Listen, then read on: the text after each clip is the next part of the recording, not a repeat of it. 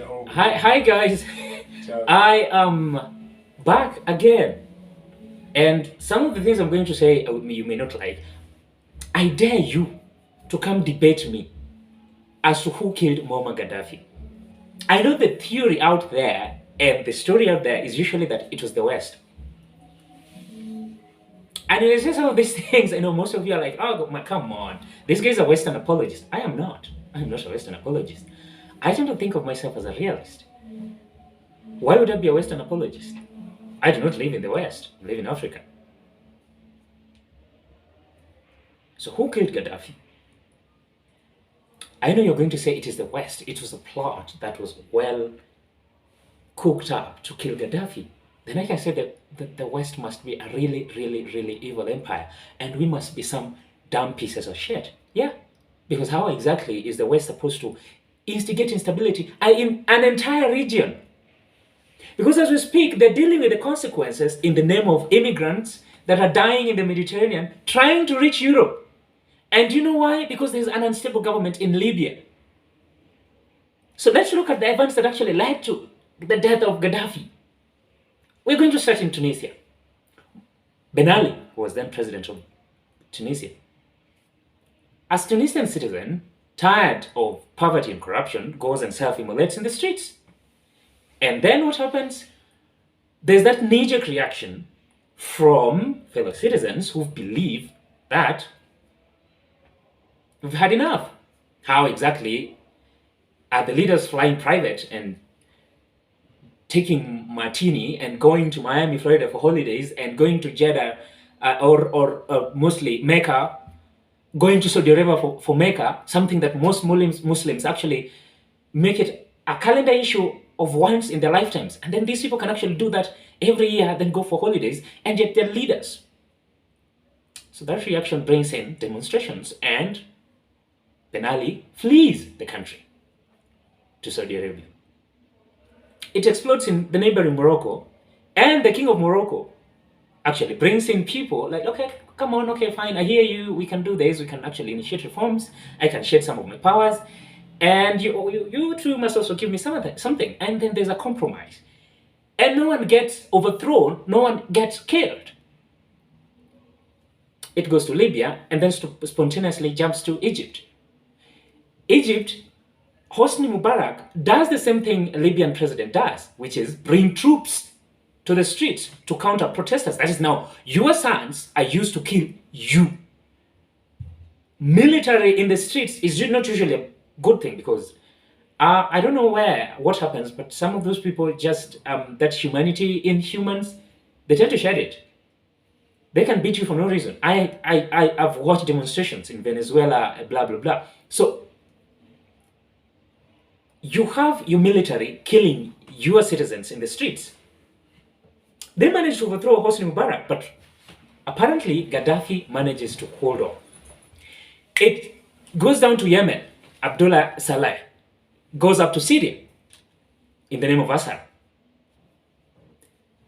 That thing creates some power vacuum for rebels to actually pick up arms against the government. And you know why? Because power is sweet. Everyone wants it. Criminals want it. Corrupt people want it. Gaddafi wants it. So it's a tussle. What happens in between? While Gaddafi is trying to neutralize the threat, he ends up killing innocent civilians.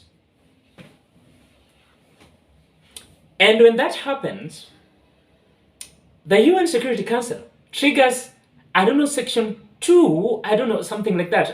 It's been a while since I was in public international law class, which allows them to intervene. And they intervened not to overthrow Gaddafi, but to create a no-fly zone, because mostly Gaddafi was the only person with the air power to neutralize the rebels. And the problem is that while he was doing that, he was indiscriminately targeting civilian positions. So what did NATO come in to do? NATO, the villain that everyone talks about, NATO, the devil, like, as in everyone here tends to classify NATO as the devil. So what does NATO come in to do?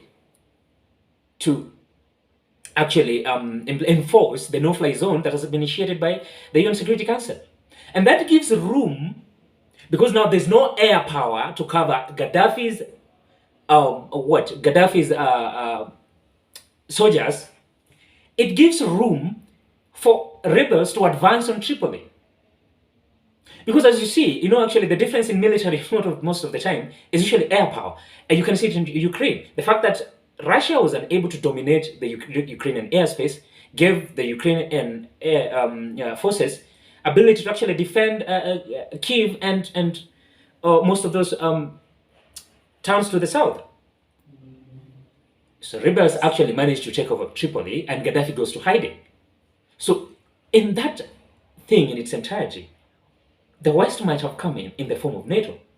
But you can't tell me that it was something that was so calculated to an extent that it was triggered in Tunisia.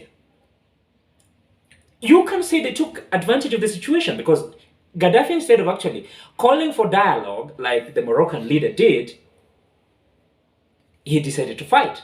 And most of those leaders who actually decided to fight, most of them were deposed. I don't know why Gaddafi would be different. The only person that is still remaining is Assad. And of course, Morocco, who, rather than fight, sought dialogue. That should really change your mind because I still refuse this thing that in Africa we are always just victims of the West, really. Gaddafi chose a fight, and it's a fight he lost. And in some way in Africa, Africa can never do wrong. If there's a mistake, it's always the West. I still refuse that. Gaddafi was a victim of his own stupidity. Gaddafi was a victim of greed and corruption within Libya. Libya was doing good, but everyone wants power. If there's a vacuum and there's instability, as there was within that Arab region, within the Horn, not really the Horn of Africa, up there in Africa, post-Sahara Desert, everyone wants that power. You create vacuum. People, what is happening right now in Libya? Khalifa Haftar is actually fighting the international backed government. They want power. So those rebels simply saw an opportunity with the chaos in Tunisia, Morocco, Egypt, Yemen, Syria, and they took advantage of it. Too bad Gaddafi died. But then almost all the leaders who were there at that time died. So why was Gaddafi's different? Anyway, like I said, you're free to come challenge me to a debate. I'll debate you anytime. Feel free to subscribe and then comment. I just want to hear what comment you have to say about this. Because I know there are a lot of views as to who killed Gaddafi. Gaddafi was killed by Libyans, not the West. The West might have been a circumvening event, but no. They were not the people who pulled the trigger. It was Libyans. And I'm out.